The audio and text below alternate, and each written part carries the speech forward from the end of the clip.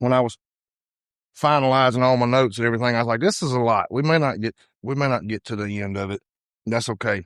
Because there's kind of two different scenes going on in Genesis 30 anyway. So if we get through the first scene, we'll be doing good.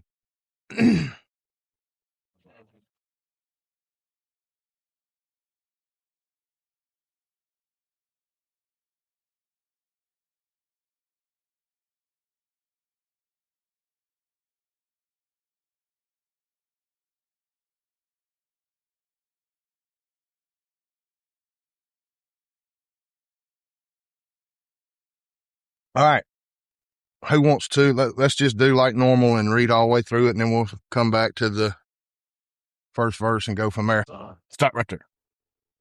So that's kind of the first scene in Genesis chapter 30. The second scene is between Jacob and Laban, and I don't know if we're going to get that far today or not, but because there's a lot to kind of chew on in that first 24 verses. And if you want to kind of my summary of that when I was reading and studying is God's plan and promise will outrun and outlive all of our mistakes, all of our stupidity, and all of our faithlessness. What might seem like a deal breaker to us means nothing to him in regards to his plan and purpose. What seems like such a giant thing to us, while completely comprehended, measured, and planned for, is utterly insignificant to God. If that doesn't simultaneously humble and comfort you, I don't know what will. I thought you were going to read the title. I started writing. No, it was just like the big picture, the 30,000 foot view of chapter 30. So starting at verse 1 in chapter 30, Jacob's got 4 sons already by Leah. You see those in chapter 29, Reuben, Simeon, Levi, and Judah. All right. And what did we learn about this family last week in chapter 29?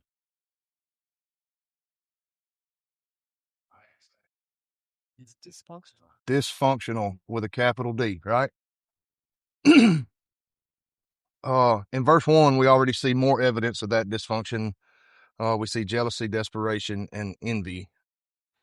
So verse 1, it says, when Rachel saw that she was not bearing Jacob any children, she envied her sister. Give me sons or I will die, she said to Jacob. That sounds a bit dramatic to me. What do y'all think? What do y'all think she's feeling right there? Worthlessness? Desperation? Left out? Having children or not having children was kind of a status thing as well. So she doesn't have the status that she wants because she doesn't have children. Anybody else? I got this on backwards, so you can probably not hear a word I said. Fear? Why fear? Well, he moved. It's like there was a lot of stigma surrounding what God presented the law about women bearing children and that being tied to their status with me. Yeah, it was a sign of a blessing or not, right? To have children.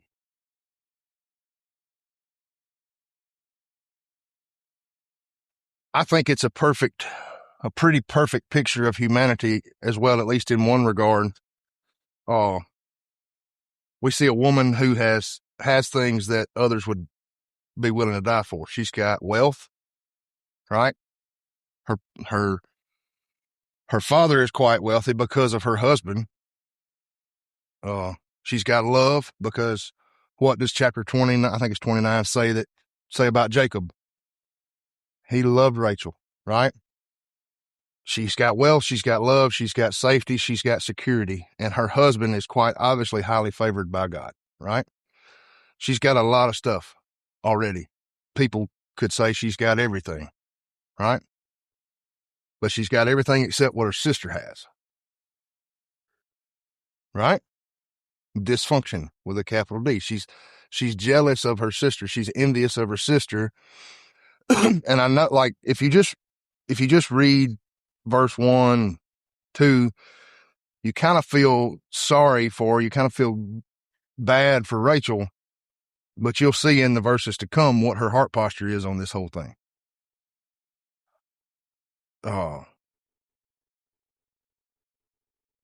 Children are a valid and noble desire, but her actions are indicative of her heart posture. And like I said, you'll see that in the verses to come. Somebody read verse 2. And against Rachel, he said, am I in place of God who has withheld from you? All right, so what does verse 2 tell us about Jacob? Is he modeling a supportive, understanding husband in verse 2?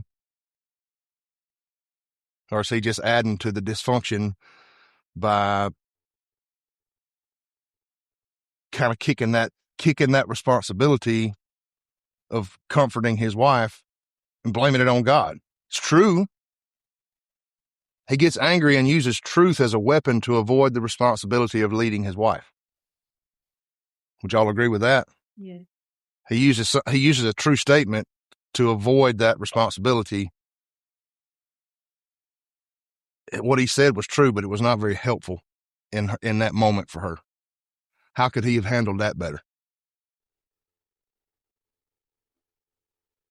Sometimes the truth, you can say something that's true and it not be very helpful. It could not be very loving. Somebody besides John, what could Jacob have done better in that situation? It shows that I hear you, I understand, but let's wait on God's time. Bingo. How about let's pray? How about let's talk to God about this instead of, I'm not the one who closed your womb. God did. Deal with it. That was kind of his response in that moment. All right. Verse.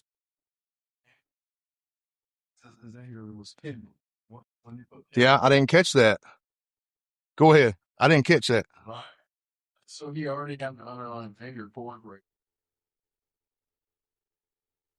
Well, what translation are you reading? I'm sorry, Randall. What translation are you reading? ESV?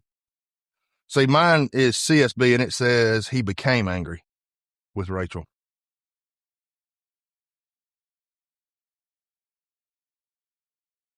My verse 2 says Jacob became angry with Rachel and said, am I in God's place who has withheld offspring from you?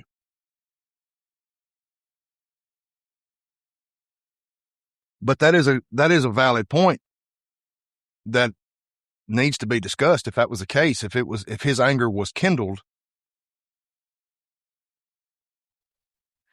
what you so mad about, bro? Is it the fact that your father-in-law kind of stuck it to you a little bit and you're working for him and increasing his flocks and you're bitter and angry and carrying this chip on your shoulder and you're just letting that add to the dysfunction of the family because you're pissed off? He's working another 7 years for her. And all she's doing is nag. Comparison trap's a funny thing, right? When you compare to other people, you miss what you have at the moment. Most definitely. That's the difference between soul and Dave. Just comparison trap. Peer comparison.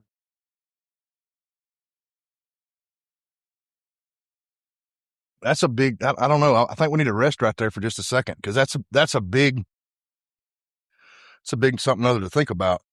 If you're carrying all this junk with you all the time and you're bitter and you're angry, that's going to be the types of ways you're going to respond to people. Emily done cut John over. So you've got that baseline. That's your baseline is anger and bitterness. You're not going to handle stuff very, very wisely at all. So that's something we all need to think about right there. That's pretty deep. I'm glad you pointed that out. So the Hebrew literally means Jacob's nose burned. It's an idiom for sudden anger. Sudden anger. Thank you. Because I was like, yeah, Alvinus.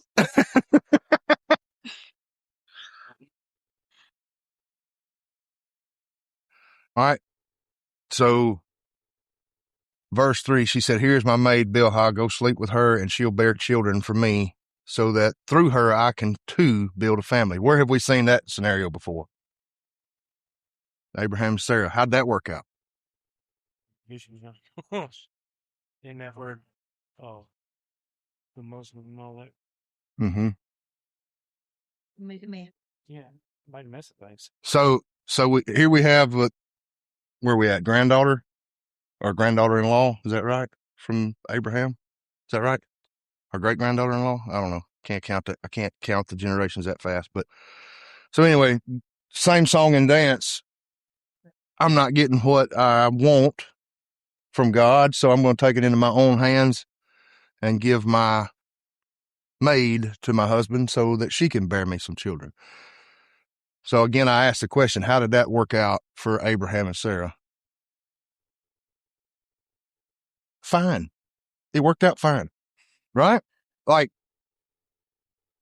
God still blessed Ishmael. Yeah. And this is what I want y'all to kind of hear. God still blessed Ishmael. He didn't quit on his promise. God did not get mad and leave. He continued. He made good on his promise. He stayed the course on what he said he was going to do. Is that because Abraham and Sarah deserved it? No, absolutely not. It's not because they deserved it. It's because he's a good God. Not because we deserve it, but in spite of the fact that we don't deserve it. Let that sink in just a second. Go for it. Jacob had all these women throwing at him. He's still angry. We're not going to go there, John. We're not going to go there. Somebody's going to throw a shoe.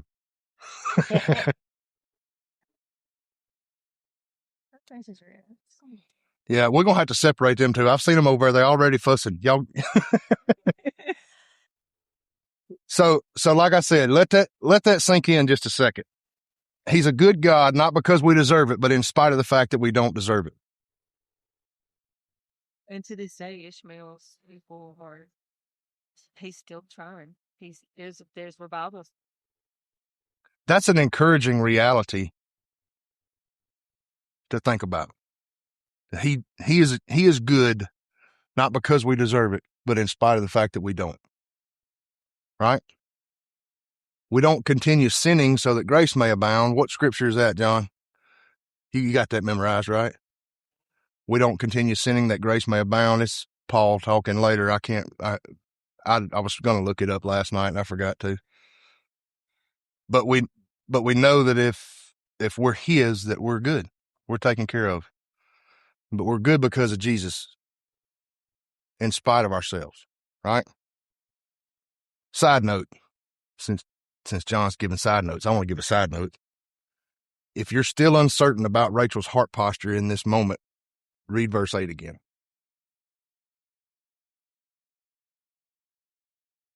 Randall, read. Go ahead, Emily. Rachel said, I have had great struggle with myself. So what's Rachel been concerned about this whole time? Winning. That's all she cares about is winning, right? Once again, all these women having babies and letting people raise them and they're mine. Yeah. But this is also a mimic of, so Rachel is the younger sister. Mm-hmm.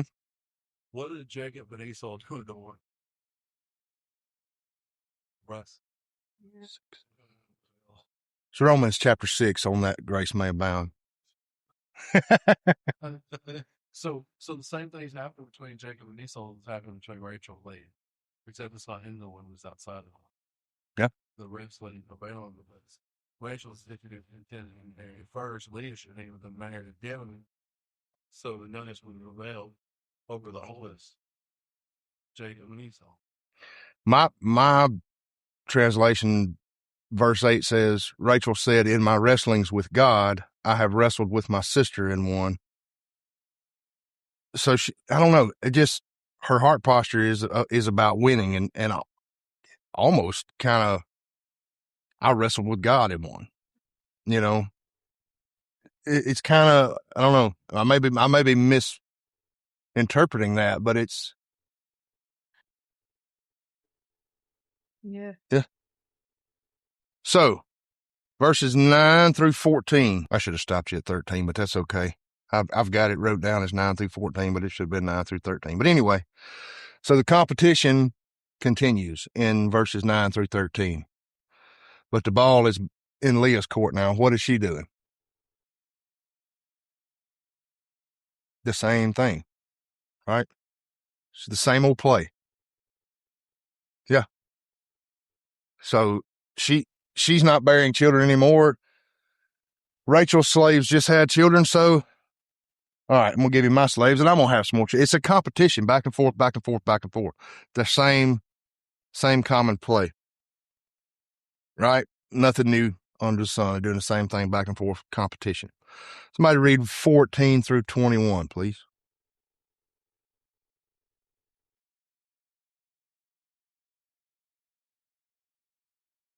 14 to 21.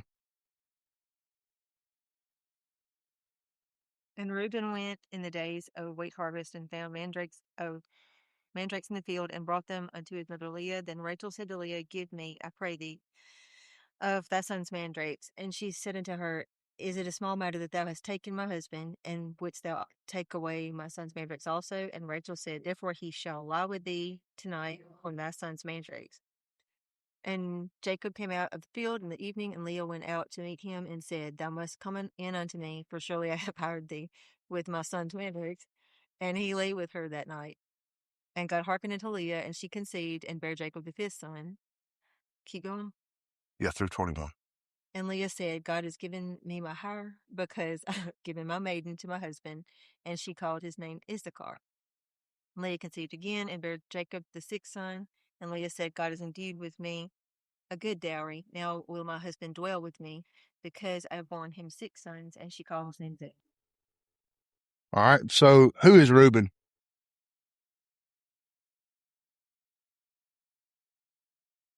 Sorry? That is Leah and Jacob's firstborn. Reuben is the firstborn of this particular section of chaos in this family. He was out working a wheat field and found mandrakes and brought them back to his mom, right? So that poses a question: what in the crap is a mandrake, right? Oh, I think mine's very fruit. Well, that's I had fruit. But the funny thing, so they're aphrodisiac.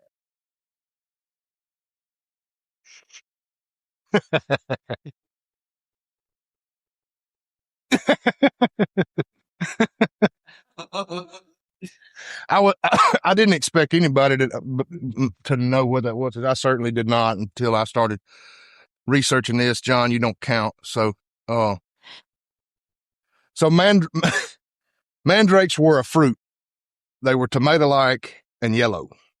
The roots and the fruit were widely believed to be an aphrodisiac, as well as a fertility aid.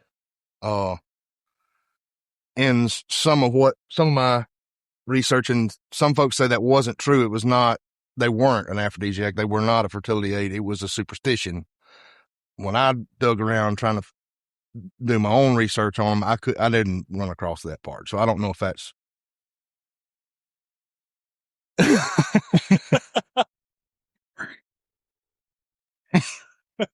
Their compounds are. It's like, Not to go bring some tape. Yes, I'm ready. well, a lot of medicine is derived from plants, but Right. so the reason why I know this is mental health stuff. It literally is. Mandrake is used as a byproduct for some of the mental health medications, which I said. It's like outlaw.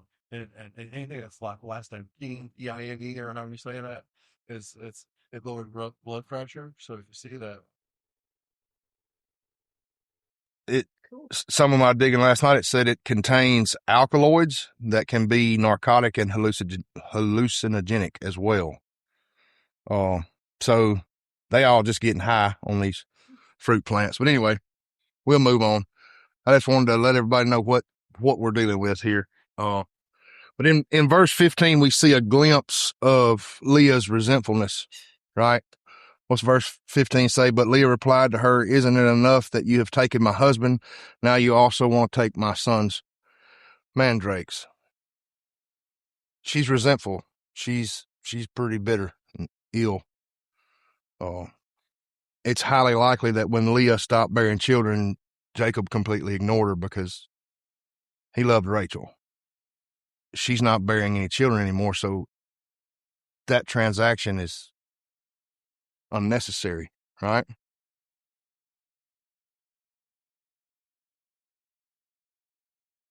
Who's that?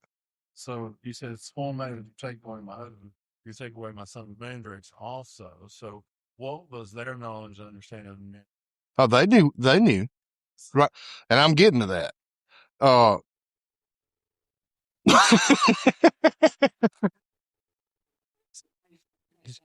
So every time I lead, John's like,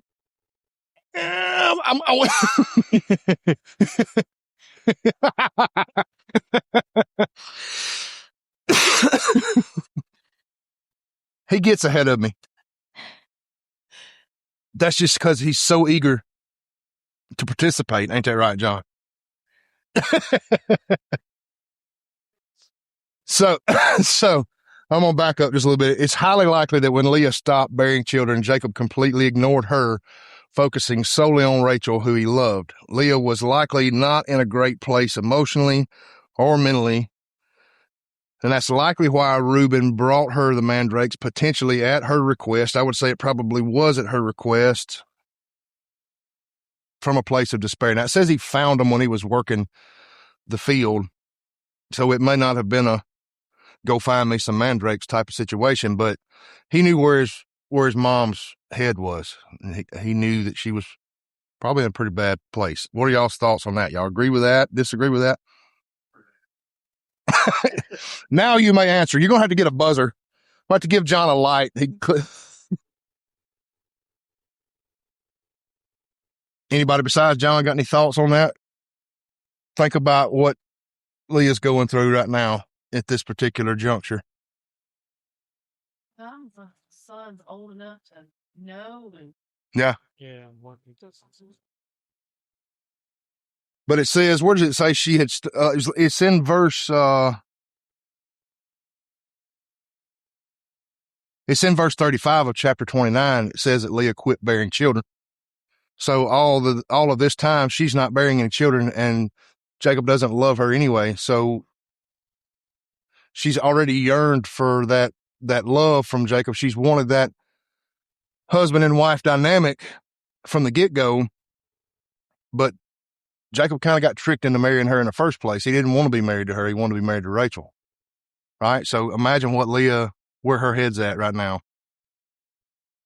Yeah. I mean, if you read after each of these children, she says, now my husband will love me. Now my husband will love me. Now my husband will love me, right? That's all she's cared about this whole time is building that relationship. So in verse 15, we also see the extent of Rachel's very shallow need to win. She's willing to trade a night with her husband for fruit. And in my mind, I honestly question, it's made clear throughout 29 and 30, I think, that Jacob loved Rachel, right? He was all about some Rachel. But at least at this point, I have to question, does Rachel love Jacob at all? Is that love reciprocated, or do we have just this really big mess going on? Jacob loves her, but she doesn't love him, and Leah loves him, but he don't love her, and they just got a mess going. Right? And that's all it is just look at my trophy, Yeah. They've had a heck of a model, right?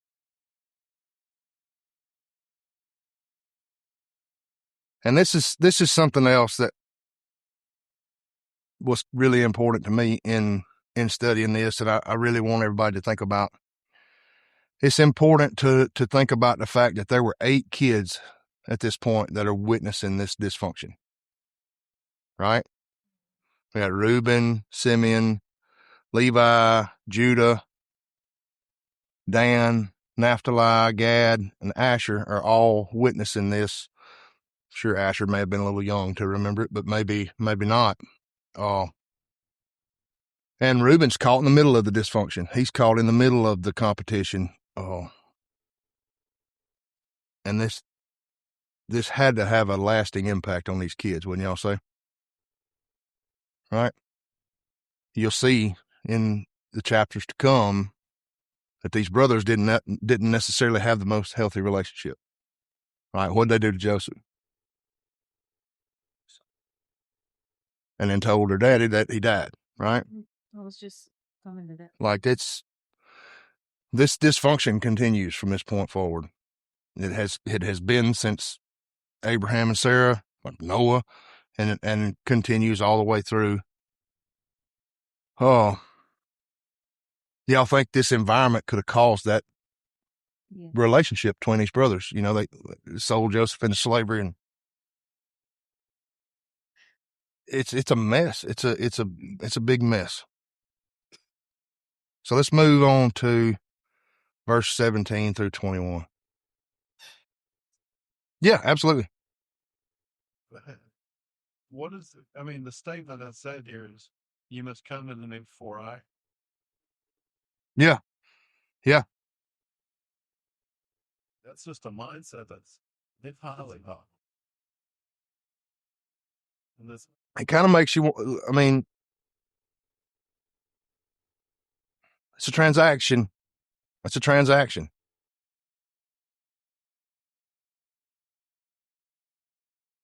And so Leah doesn't really have the greatest heart posture either. I believe on a global level, she's probably got a little better heart posture than Rachel does, but it's obviously not that amazing right here.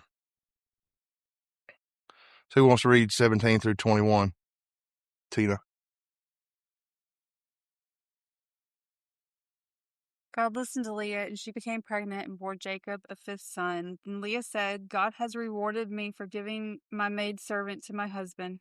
So she named him Issachar. Leah conceived again and bore Jacob a 6th son. Then Leah said, God has presented me with the precious gifts. This time my husband will treat me with honor because I have borne him 6 sons. So she named him Zebulun. Sometime later she gave birth to a daughter and named her Dinah. So we've, up to this point, up to verse 17, we've talked some mad trash on Rachel and Leah and Jacob, right? They're pretty messed up, right? But in verse 17 through 21, we see that despite the dysfunction, referring to Leah here, despite the dysfunction, and a dysfunction that she most certainly contributed to, Leah's been talking to God about it. I mean, it says God listened to her in verse 17. For him to have listened to her, she had to be talking to him, right? I think that's a pretty accurate, honest, and beautiful representation of what true Christianity looks like. Far from perfect, yet in and through the chaos and dysfunction, choosing to give that chaos and dysfunction to God.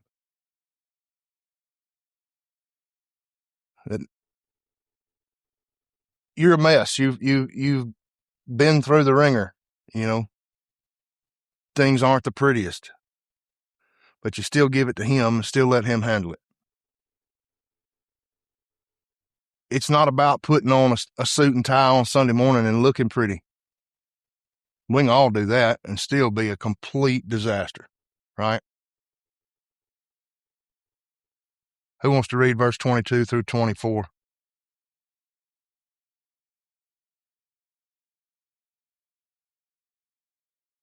And God remembered Rachel, and God hearkened to her and opened her womb.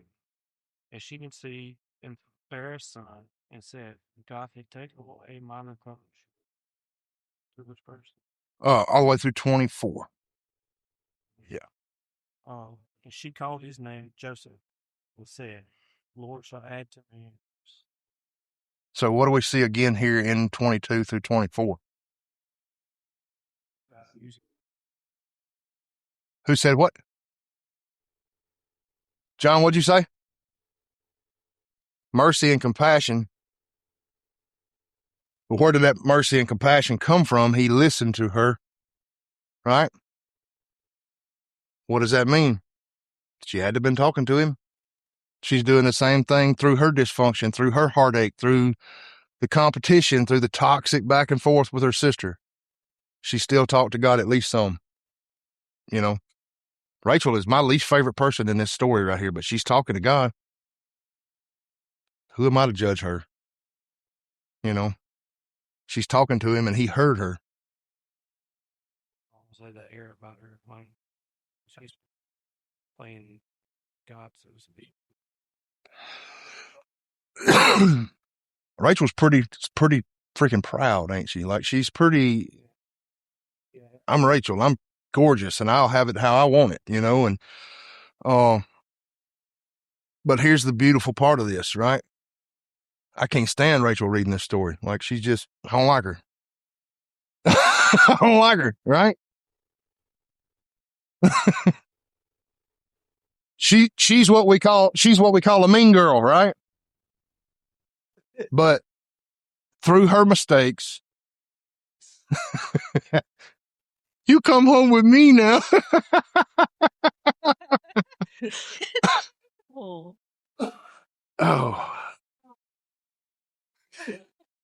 I hope I'm there the day John gets to meet Leah. That's going to be funny. I'm going to say he's been talking about your eyes for years.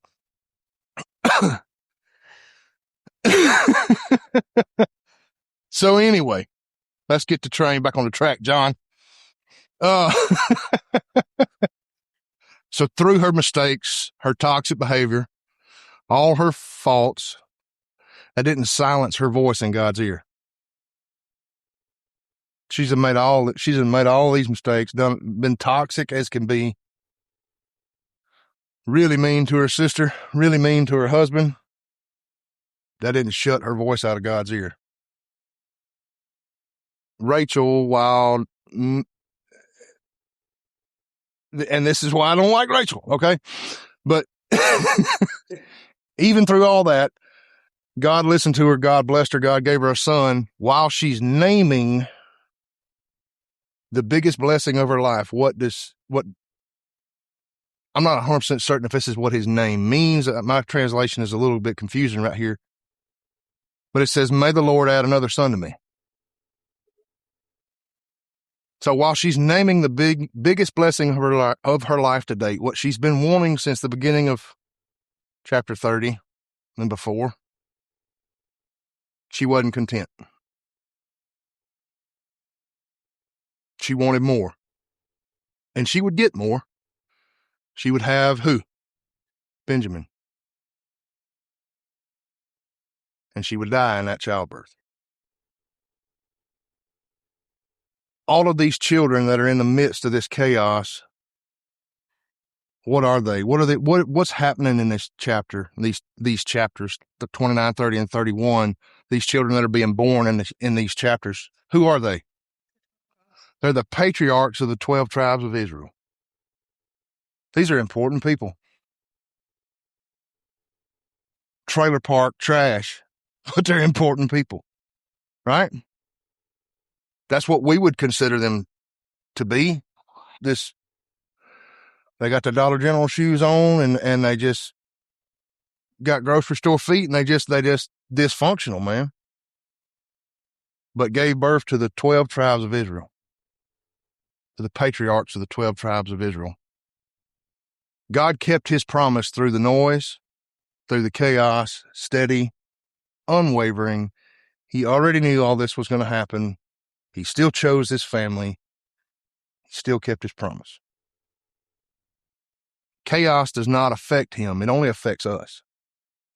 Right? It doesn't matter how big of a tornado we build down here. It don't affect him, but it affects us. And the interesting part of it is we tend to create that chaos in one way or another. God didn't create this chaos that we've got going on in our life. We did, more than likely, right? We got to mess it up. We create this chaos, and then we sit and look at it. Oh man, it's so bad. Victimized by our own stupidity and lack of faith, usually. We have created a chaos, sat here and looked at it, and become a victim of our own stupidity and our own lack of faith. All the while, God's still working, still moving, and he's still fulfilling his promise.